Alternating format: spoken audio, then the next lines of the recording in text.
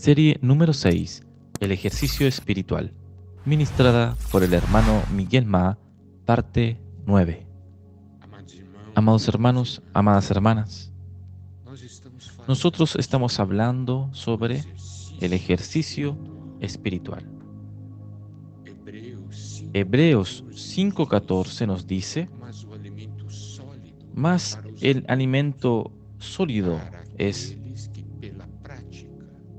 para los que han alcanzado madurez, para los que por el uso tienen los sentidos ejercitados en el discernimiento del bien y del mal. Aquí podemos ver que el alimento sólido es para aquellos que atendieron o llegaron a la madurez, a la condición de adultos.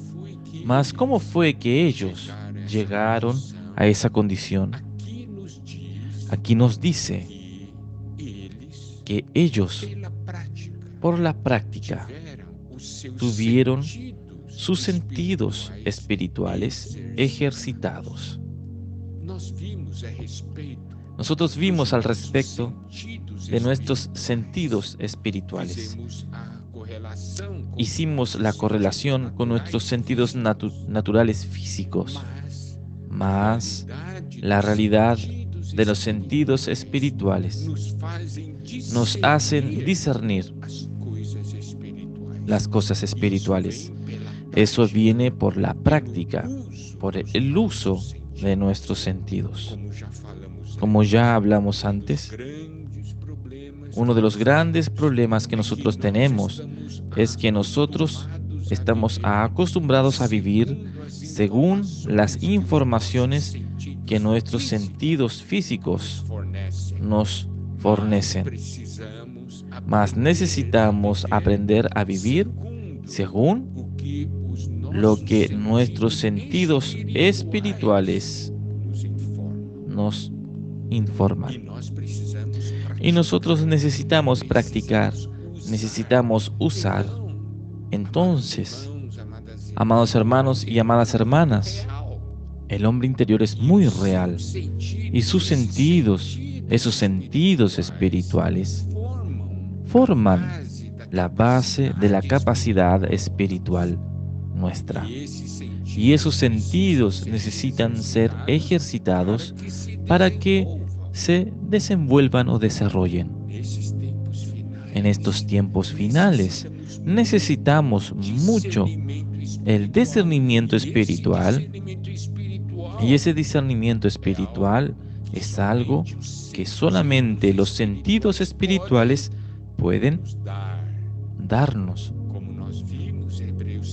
Como nosotros vimos en Hebreos 5:14, esos sentidos ejercitados nos hacen discernir el bien y el mal.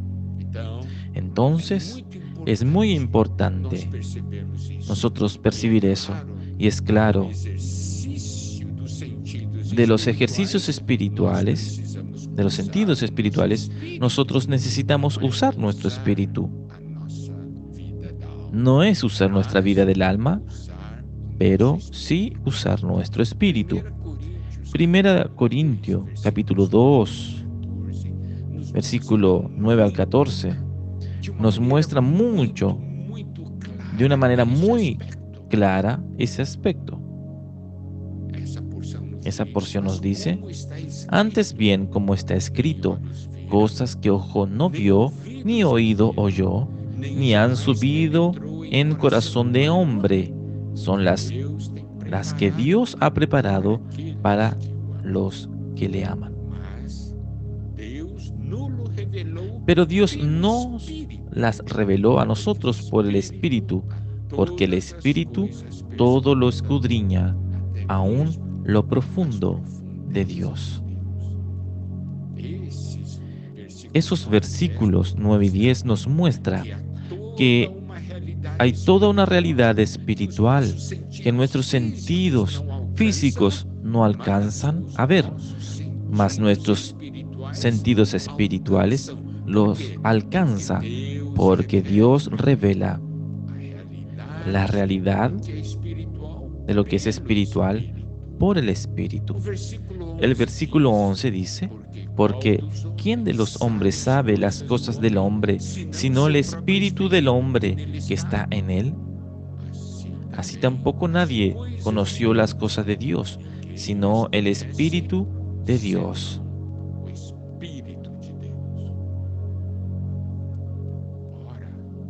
Ahora, nosotros no hemos recibido el Espíritu del mundo.